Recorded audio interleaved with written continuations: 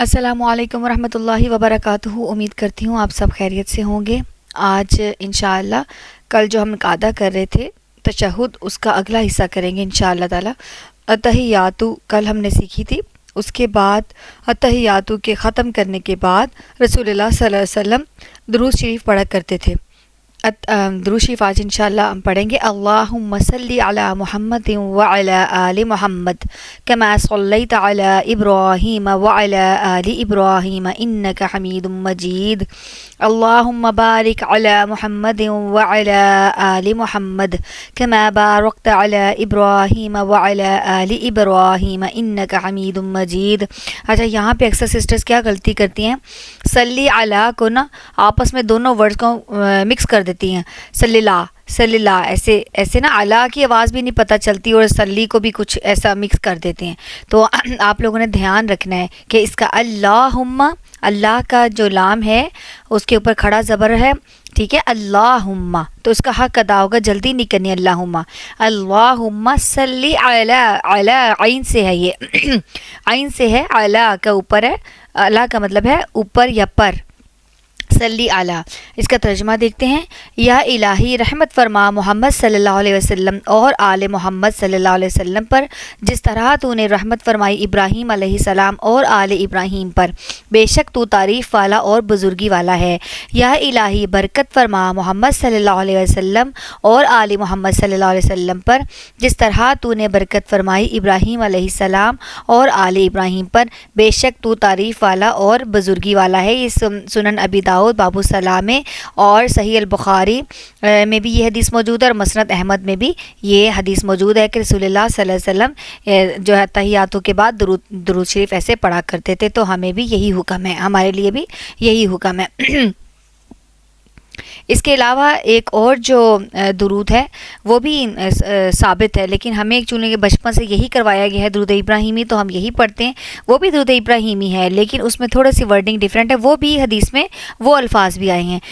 اللہم صلی علی محمد وعلی ازواجہ وذریتہ کما صلیت علی ابراہیم وبارک علی محمد وعلی ازواجہ وذریتہ کما بارکت علی ابراہیم انک حمید مجید۔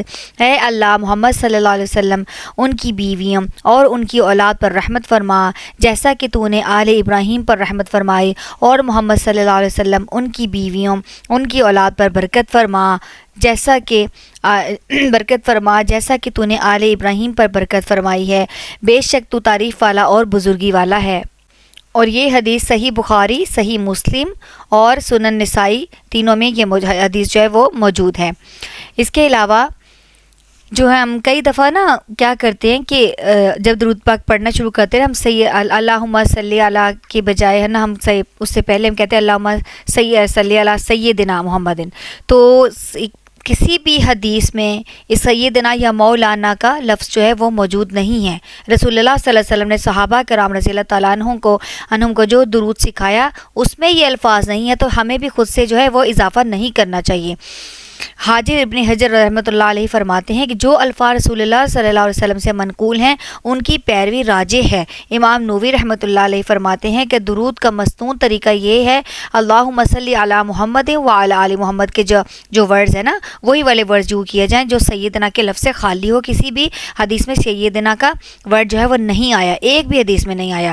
سیدنا ابو طلحہ رضی اللہ تعالیٰ عنہ روایت کرتے ہیں کہ ایک روز رسول اللہ صلی اللہ علیہ وسلم صحابہ کرام رضی اللہ تعالیٰ عنہ کے پاس آئے، ان کے پاس تشریف لائے۔ آپ کے چہرے پر، آپ صلی اللہ علیہ وسلم کے چہرے پر خوشی کے آثار نمایاں تھے۔ آپ صلی اللہ علیہ وسلم نے فرمایا، میرے پاس جبریل علیہ السلام آئے اور انہوں نے کہا، تیرا پروردگار فرماتا ہے کہ اے محمد صلی اللہ علیہ وسلم، کیا تجھے یہ بات خوش نہیں کرتی کہ تیری امت میں سے جو شخص تجھ پر ایک بار درود بھیجتا ہے تو میں اس پر 10 بار رحمت بھیجتا ہوں، اور تیری امت میں سے جو شخص تجھ پر ایک بار سلام بھیجتا ہے تو میں اس پر 10 بار سلام بھیجتا ہوں۔ یہ صحیح بخاری میں حدیث موجود ہے، سنن نسائی میں بھی یہ حدیث جو ہے وہ موجود ہے، اور امام ابن حاکم نے بھی اس کو صحیح حدیث قرار دیا ہے۔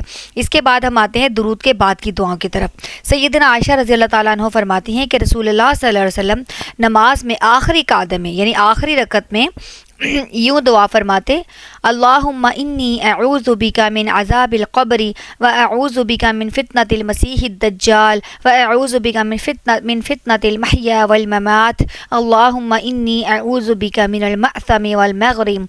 या इलाही, मैं आपकी पनाह में आता हूँ या इलाही, मैं तेरी पनाह में आता हूँ अज़ाब कब्र से, और तेरी पनाह में आता हूँ मसीह दज्जाल के फ़ितने से, और तेरी पनाह में आता हूँ मौत और हयात के फ़ितने से। या इलाही, मैं गुनाह से और कर्ज़ से तेरी पनाह मांगता हूँ।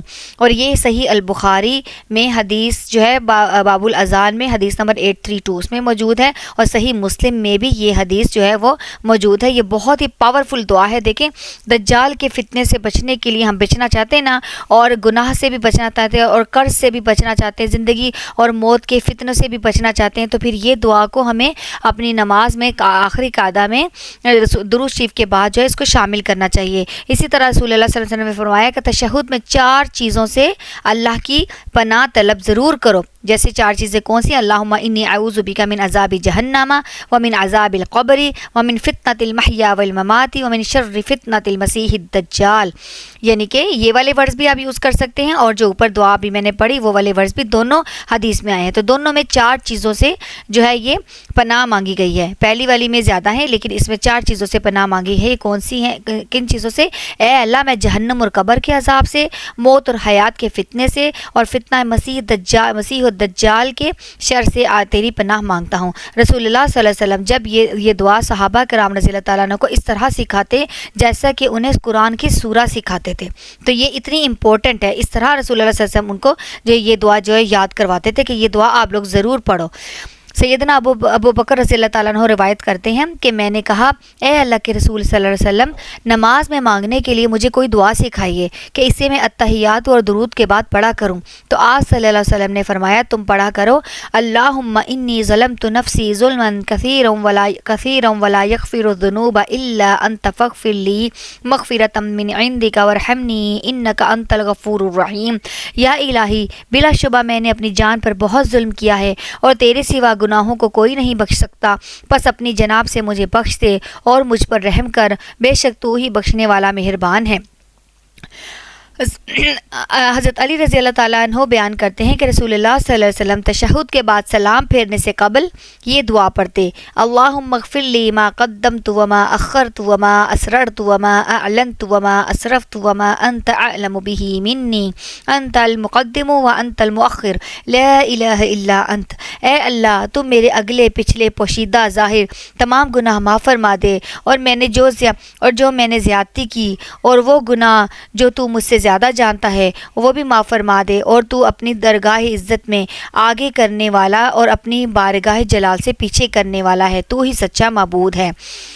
तो इसके बाद नमाज का इख्तिताम जो है, रसूलुल्लाह सल्लल्लाहु अलैहि वसल्लम अपने दाएं तरफ सलाम फेरते तो कहते अस्सलामु अलैकुम वरहमतुल्लाहि, और बाएं तरफ सलाम फेरते तो कहते अस्सलामु अलैकुम वरहमतुल्लाहि। ये सुनन नसाई में भी मौजूद है ये हदीस, और तिरमिज़ी में भी ये हदीस जो है वो मौजूद है। इसके बाद रसूलुल्लाह सल्लल्लाहु अलैहि वसल्लम जो है नमाज के बाद जो है वो मसनून जो दुआएं हैं, अज़कार हैं, वो किया करते थे। वो इंशाअल्लाह ताला हम अगली क्लास में करेंगे। सुब्हानकल्लाहुम्मा व बिहम्दिका अशहदु अन ला इलाहा इल्ला अंता नस्तग़फ़िरुका व नतूबु इलैक। अस्सलामु अलैकुम व रहमतुल्लाहि व बरकातुहू। जज़ाकुमुल्लाहु खैरन कसीरा।